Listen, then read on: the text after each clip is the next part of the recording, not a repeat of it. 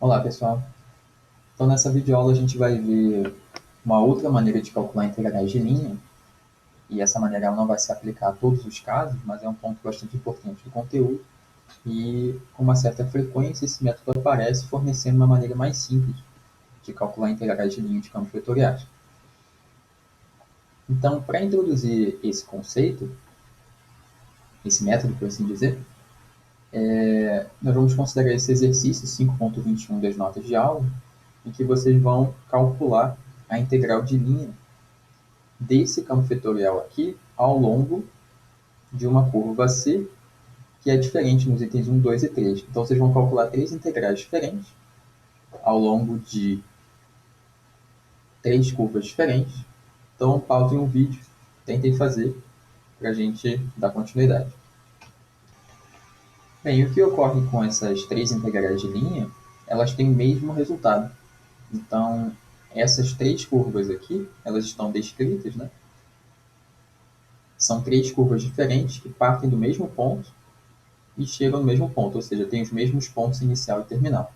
E elas fornecem o mesmo resultado por conta desse conteúdo que a gente vai ver de integrais de linha de campos conservativos. E essa maneira de calcular integrais, ela tem uma relação bastante próxima, né, uma analogia bastante próxima com o teorema fundamental do cálculo de cálculo 1. Então, o que ele diz? Que a gente pode calcular uma integral de uma função f de x através de uma primitiva, que a gente vai chamar de f maiúsculo. E isso a gente pode fazer se essa função original, integrando, é contínua nesse intervalo e se a derivada da função f' é igual à função f' nesse intervalo AB. Então, essa aqui é uma maneira de calcular integrais de cálculo 1. E a gente vai ter uma maneira análoga de resolver integrais de linha de campos vetoriais, no caso em que eles são conservativos. Então, vamos relembrar o que é um campo vetorial conservativo. Então, supondo que a gente está em R2, um campo vetorial F ele é conservativo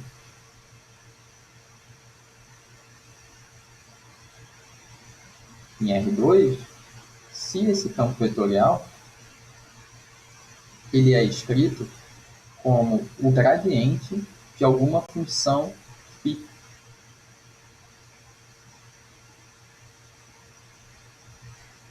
Onde essa função φ é uma função escalar, é uma daquelas funções que a gente costuma ver em cálculo 2.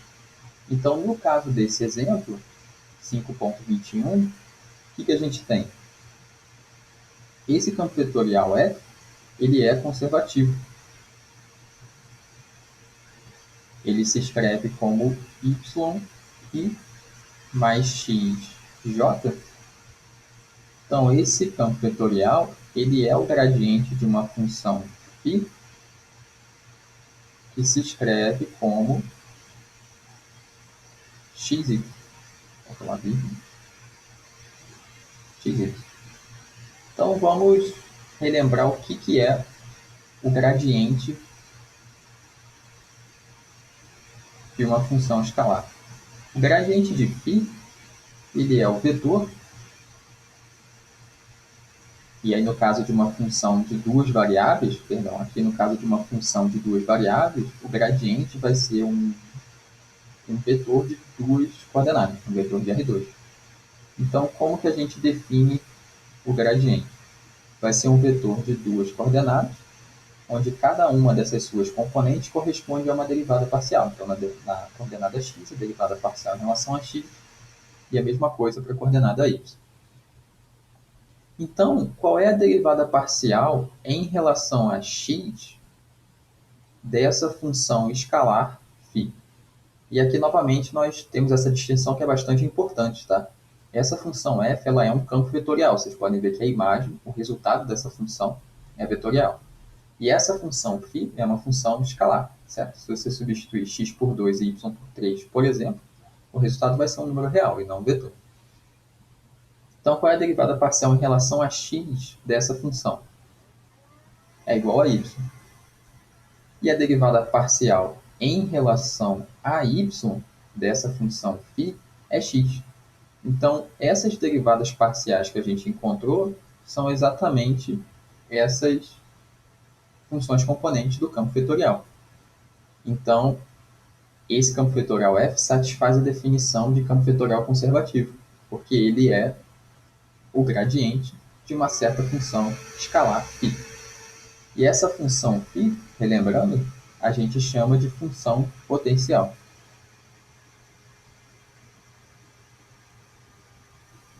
Então, nesse caso, a gente vai ter uma maneira de calcular integrais de linha de campos vetoriais que a gente vai ver agora.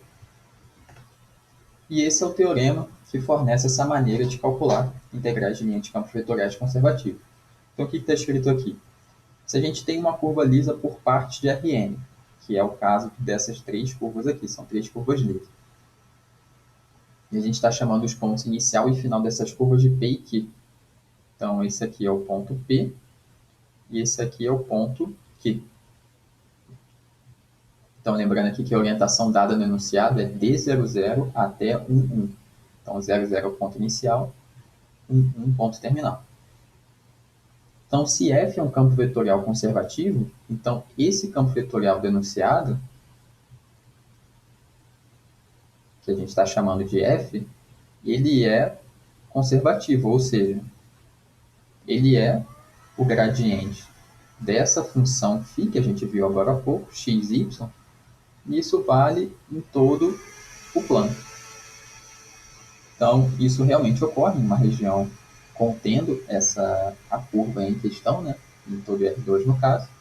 Então, se φ é uma função potencial, então a integral de linha do campo vetorial que está sendo pedida pode ser calculada simplesmente dessa maneira. Então, a gente vai calcular simplesmente a φ de Q menos a φ de P. Então, o que significa isso? O ponto Q é o ponto 1, e o ponto P é o ponto 00. Perdão. E o ponto P é o ponto 00. Então, substituindo 1 e 00 nessa expressão, a gente vai ter 1 menos 0, que é igual a 1.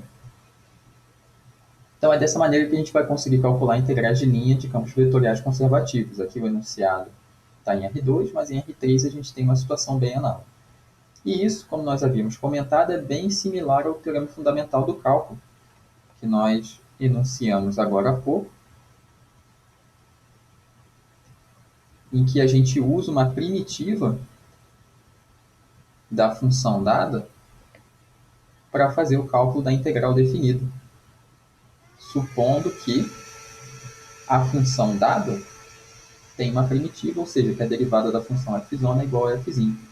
Então, se a gente reescrever essa equação aqui em cima da seguinte maneira, f de x é a derivada dessa função f', então a gente vê que no teorema fundamental do cálculo a gente está pedindo a integral de uma função f', assim como, nesse caso, a gente está pedindo a integral de linha de um certo campo vetorial f'.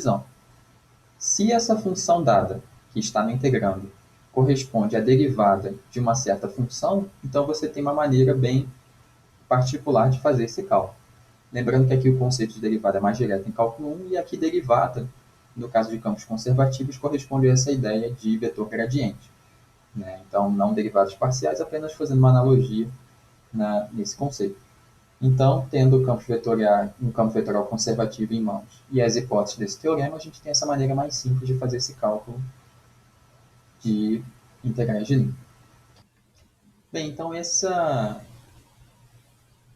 teorema de integrais de linha de campos conservativos nos conduz diretamente a essa definição. O que ela diz? Se a gente tem um campo vetorial de Rn definido numa região conexa, a gente diz que a integral de linha ao longo de uma certa curva é independente de caminho, a integral de linha de f é independente de caminho, se a integral de linha de f fornece sempre o mesmo resultado para quaisquer duas curvas lisas por partes contidas nessa região, com os mesmos pontos inicial e final. Então essa aqui é uma figura bem semelhante àquela que nós tínhamos anteriormente nas notas, na videoaula, perdão. Então se a gente tem duas curvas, por exemplo, C1 e C2, que são lisas por partes, contidas nessa região, e que começam e terminam no mesmo ponto, em uma integral independente de caminho, você vai ter sempre o mesmo resultado, independente dessa curva. Então, esse é o caso quando a gente tem um campo vetorial conservativo em uma determinada região, certo?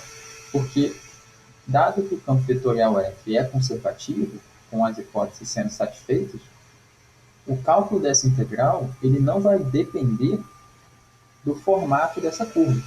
O caminho que você leva, né, o caminho que você usa para chegar de P até Q não vai interferir no valor da integral, porque isso depende apenas do ponto final Q e do ponto inicial P, e não do caminho que você usa para chegar de um ponto até o outro. Então, quando a gente tem um campo vetorial conservativo, né, em uma região aberta e conexa, então essa integral de linha ela é sempre independente de caminho.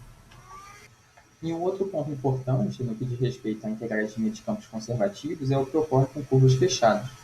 Então, se a gente tem uma curva C parametrizada por uma função vetorial r de t, aqui com t pertencendo a um certo intervalo AB, a gente vai dizer que essa curva ela é fechada se R de B é igual a R de A.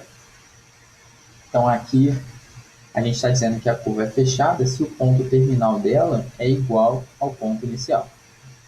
E aqui eu vou pedir para vocês pausarem o vídeo e se perguntarem o seguinte: o que ocorre com a integral de linha de um campo vetorial conservativo ao longo de uma curva fechada? Pausem o vídeo, pensem um pouco, que a gente vai responder logo a seguir.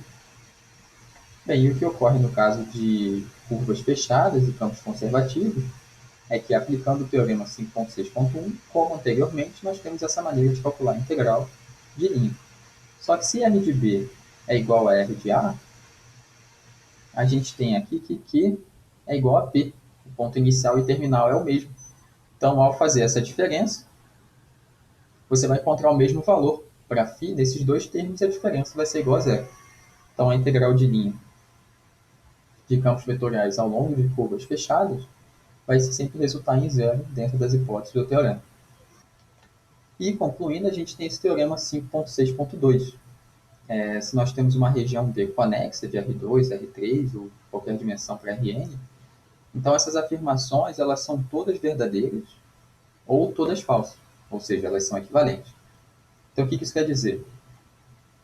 Se você tem F um campo vetorial conservativo nessa região D, então a integral de linha vai ser igual a zero para toda curva fechada lisa por partes, contida nessa região. E se o campo vetorial é conservativo, você também tem essa propriedade de que a integral de linha é independente de caminho. Mas o que essa equivalência diz é o seguinte: se uma dessas afirmações é verdadeira, automaticamente as outras duas também são. Então, se uma integral de linha é independente de caminho por um certo campo vetorial f, então necessariamente esse campo vetorial é conservativo e a gente tem essa propriedade de curvas lisas fechadas, lisas por partes e fechadas.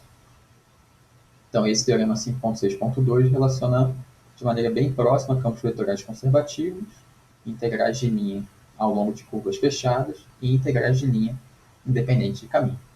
Então, revisem o conteúdo nas notas de aula e façam os exercícios, as atividades propostas, mas essa ideia de campos vetoriais conservativos e integrais de linha.